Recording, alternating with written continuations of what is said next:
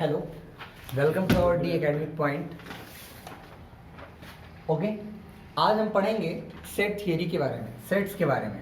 Okay, set आपका बहुत ही basic mathematics का बहुत ही बेसिक फंडामेंटल है। ठीक है, अगर सेट आपको आ रहा है तभी आप मैथमेटिक्स में एक अच्छा नॉलेज गेन कर पाएंगे, क्योंकि सेट पर हमारी लगभग पूरी मैथमेटिक्स टिकी हुई है। ओके, सो सेट को स्टार्ट करते हैं। सेट थियरी जो है ये डेवलप किया जॉर्ज कैंटर ने।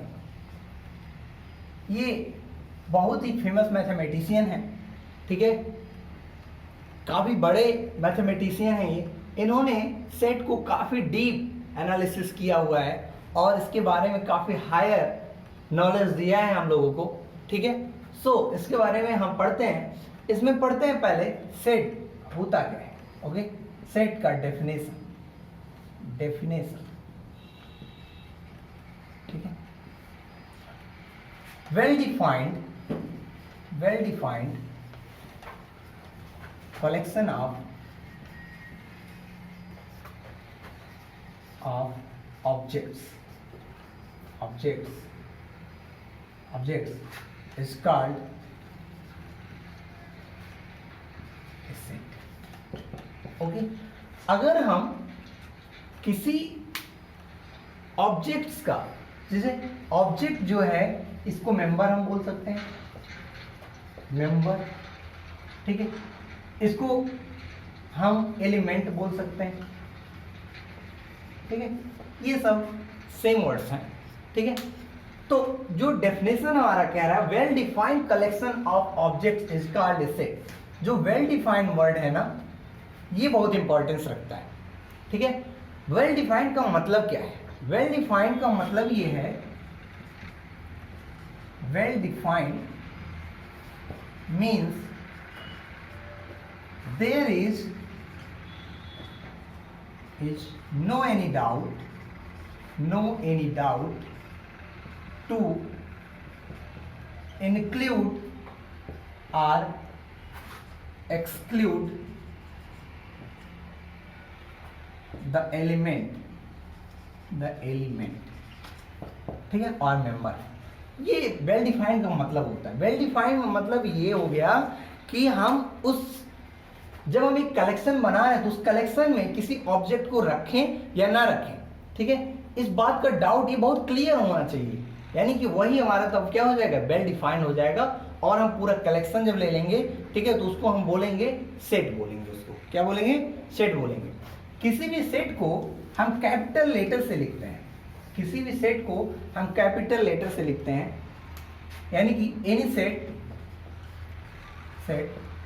Written by capital letter. ठीक है, ए बी सी, ठीक है, एस टी, ये सब, ठीक है, अल्फाबेट्स यूज किए जाते हैं। ओके, और एलिमेंट्स ऑफ द सेट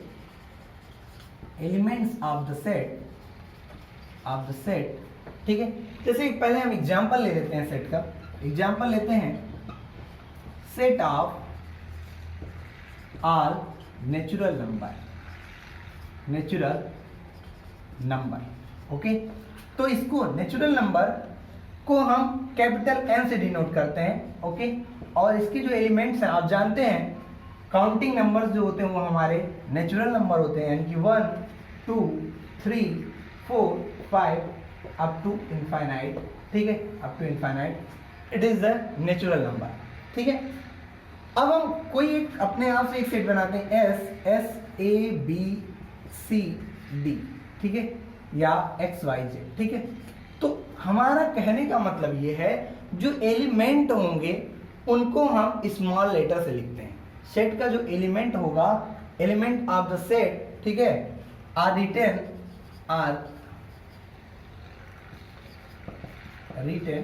ठीक है, इनफॉर्म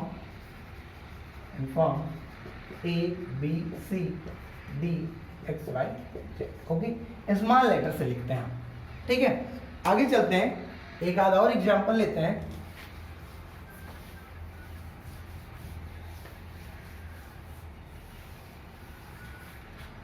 एग्जाम्पल लेते हैं, सेट ऑफ ऑल इंटीजर्स, इसको हम z से डिनोट करते हैं। z is equal to -3, -2, 0, 1, 2, 3 up to infinite, और इधर अप टू -इनफाइनाइट। ओके, इस सेट को हम बोलते हैं सेट ऑफ इंटीजर्स, ठीक है। अच्छा, अब अगली बात आती है कि कोई एलिमेंट a बिलोंग्स टू ठीक है दैट सेट f, इसको हम कैसे रिप्रेजेंट करेंगे? जैसे अगर हम कहें बिलोंग का मतलब वह एलिमेंट उस सेट में है, जैसे हम कहें 1 बिलोंग टू z, ठीक है। तो इसको हम लिखते हैं मैथमेटिक्स में a belongs to a, epsilon का यूज करते हैं, a बिलोंग्स टू s, ठीक है। ये एक एप्सिलॉन साइन है, ठीक है, सिंबल है, a बिलोंग्स टू s। इसको पढ़ते हैं a बिलोंग्स टू s, और a is the member of s, और a is the element of s। ऐसे ही हम कहेंगे 1 is the element of z, या 1 is the member of z। Okay, so ये हमारा सेट के बारे में हो गया, ठीक है। अच्छा, एक और एग्जांपल हम लेते हैं। अब बताइए क्या ये सेट है कि नहीं है। एग्जांपल लेते हैं, set of all student of class 11th, ठीक है, हु आर टॉप। तो क्या ये सेट है? क्या ये सेट है? ओके, ये सेट है कि नहीं ये हमको पता करना है। तो set of all student of class 11th who are tall, ठीक है, हु आर टॉल, ये हमको समझना है। अगर टॉल स्टूडेंट में हम किसको लेंगे, कौन से स्टूडेंट को लेंगे? 5 फीट वाले को लेंगे, 6 फीट वाले को लेंगे, या 7 फीट वाले स्टूडेंट को लेंगे, ये हमको उसमें डिफाइन करना होता है, ठीक है। तो हम ये डिफाइन नहीं कर पा रहे हैं कि किसको हम टॉल कहें, इसलिए ये हमारा वेल डिफाइन नहीं हुआ, सो ये सेट नहीं है, ठीक है। इसी पे अगर हम एक एग्जाम्पल दूसरा लिखें, सेट ऑफ ऑल स्टूडेंट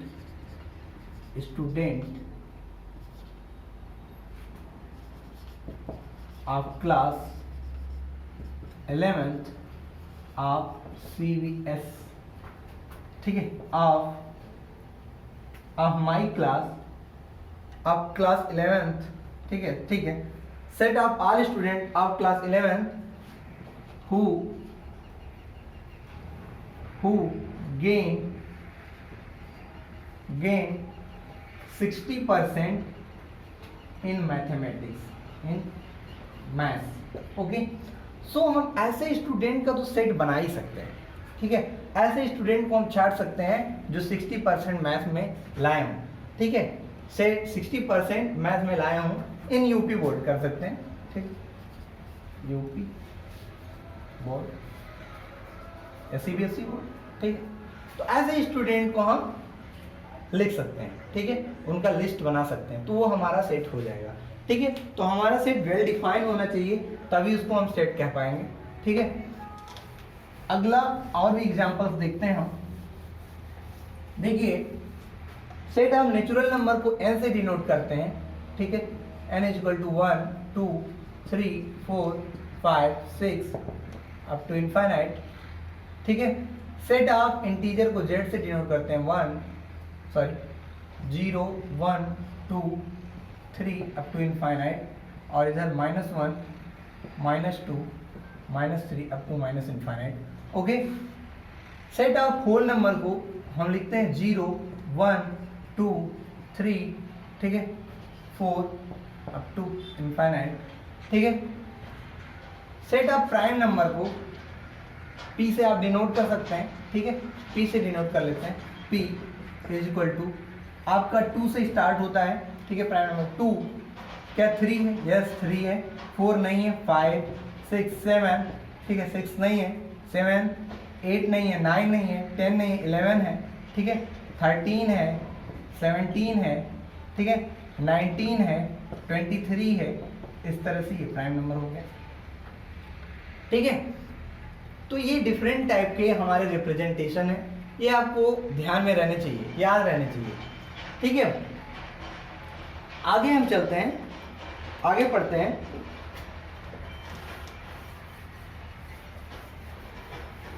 ठीक, ये ध्यान में रखिएगा, इसको हम पढ़ते हैं x बिलोंग्स टू s। ठीक है, इसका मतलब होता है x बिलोंग टू s, या x is the member of s। ठीक है, या x is element of s। ठीक है, इन सबको ये आप इसमें से कुछ भी पढ़ सकते हैं।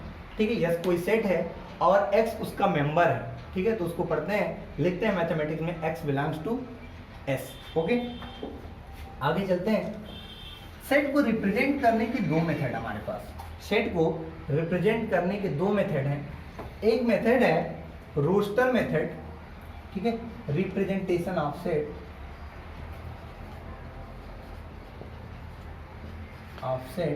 ठीक है, पहला है रोस्टर मेथड, ठीक है, या इसी को हम टैबुलर मेथड भी कहते हैं। ठीक है, tabular method. Okay, tabular method. और दूसरा मेथड जो हमारे पास है वो है सेट बिल्डर मेथड।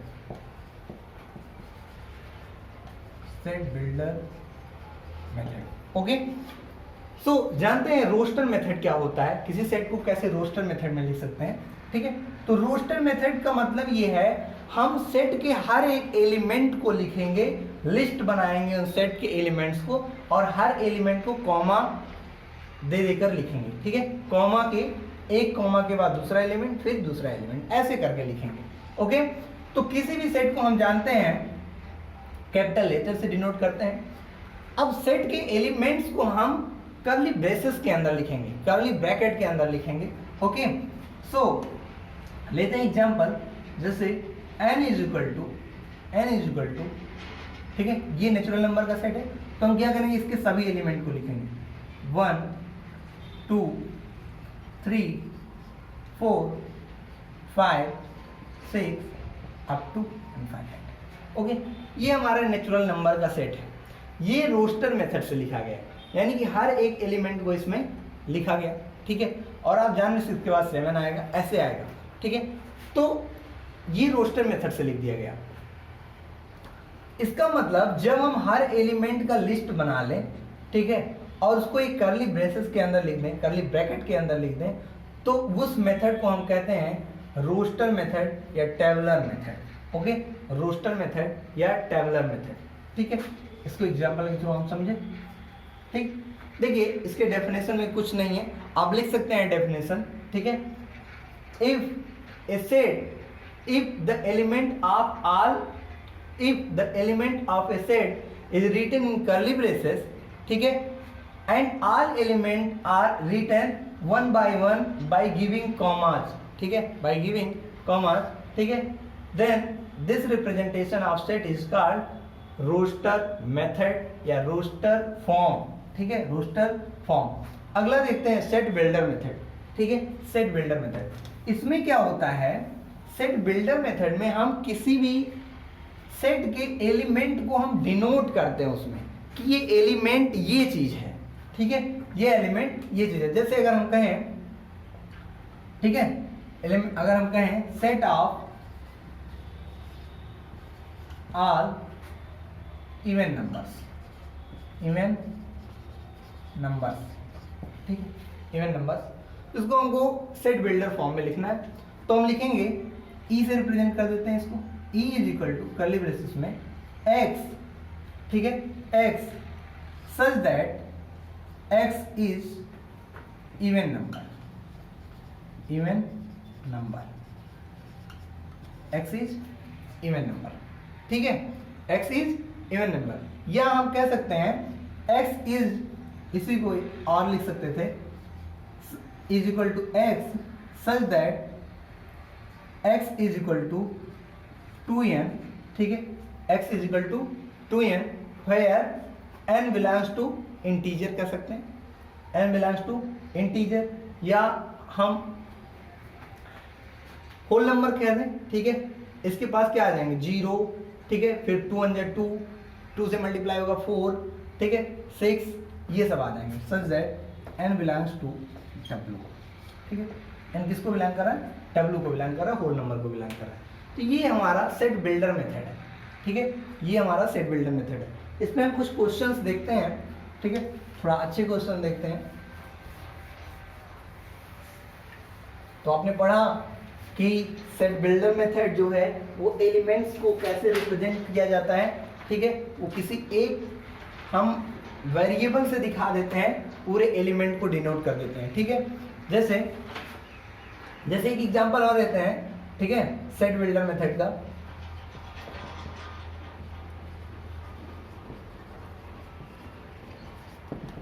ठीक है, a is equal to x such that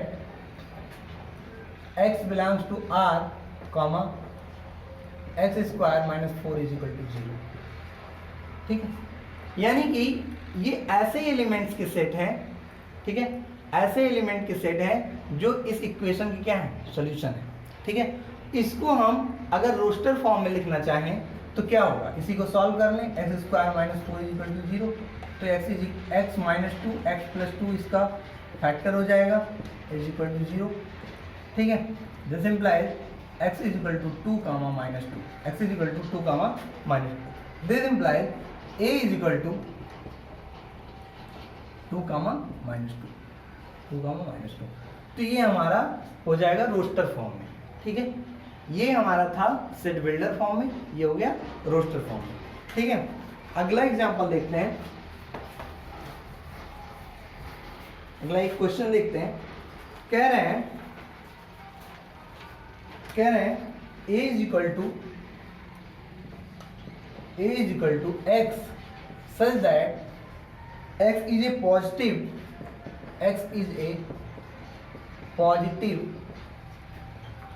positive factor of a prime p, factor of a prime p, okay. एक प्राइम p का फैक्टर है, इसको हमको लिखना है रोस्टर फॉर्म में, ठीक है। तो आप जानते हैं कोई भी प्राइम अगर p है, ठीक है, तो any prime p have only two factor, one and itself p, so a is equal to in roster form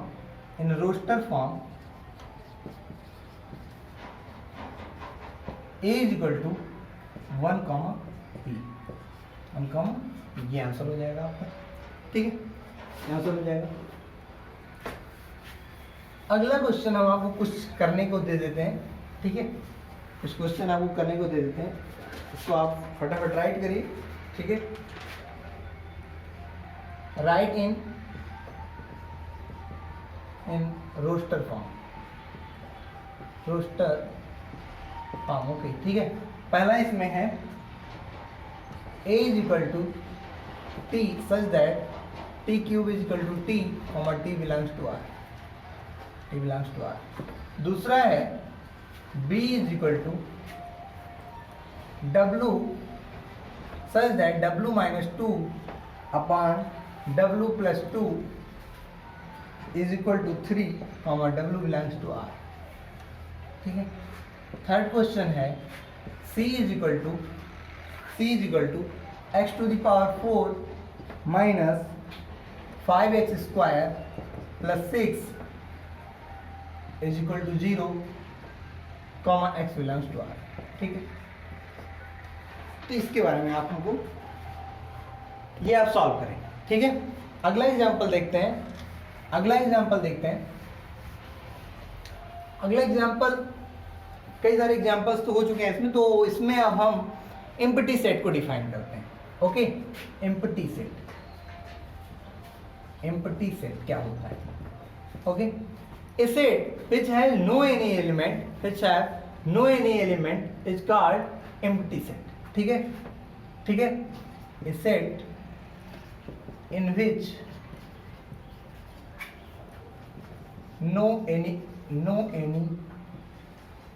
element are present, elements are present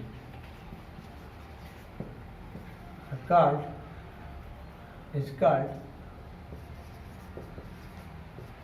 empty set।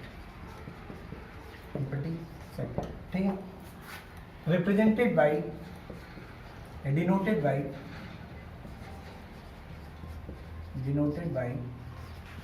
phi r curly braces, okay, इससे denote करते हैं। Okay, सो एक example लेते हैं। क्या ये empty set है? a is equal to x such that x square plus 2 is equal to 0। ठीक है, ठीक, comma x belongs to r, okay. तो इसको हम सॉल्व करें और x r आना चाहिए हमारा। अगर r है, कोई एलिमेंट आ रहा है, तो ये यानी कि एम्प्टी सेट नहीं होगा। अगर कोई एलिमेंट नहीं आया R में, तो इसका मतलब ये हमारा एम्प्टी सेट हो जाएगा। ओके, सो सॉल्यूशन देखते हैं।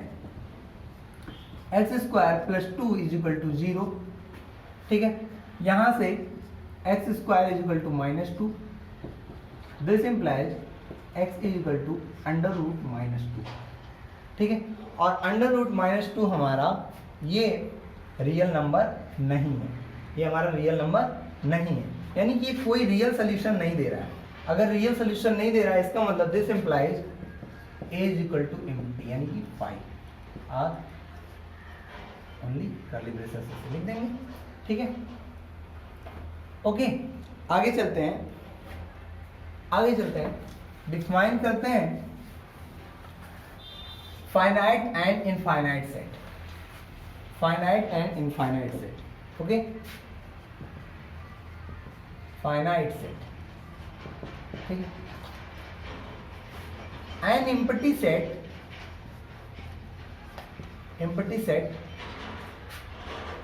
and a set in which, ठीक है, in which number of elements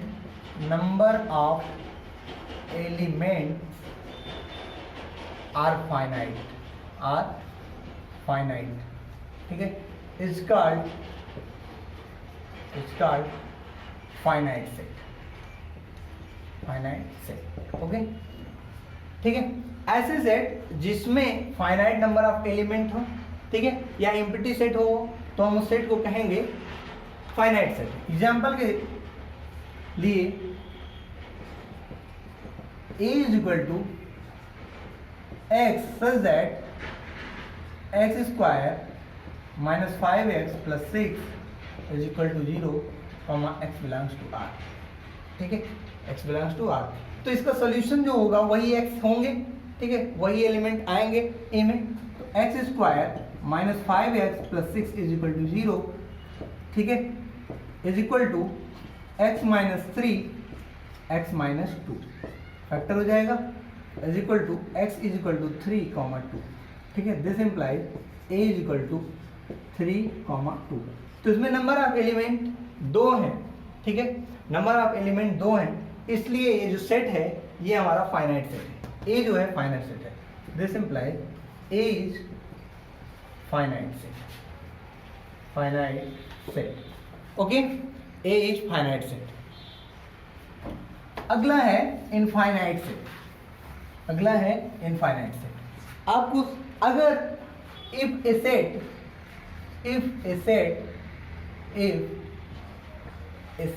is not finite,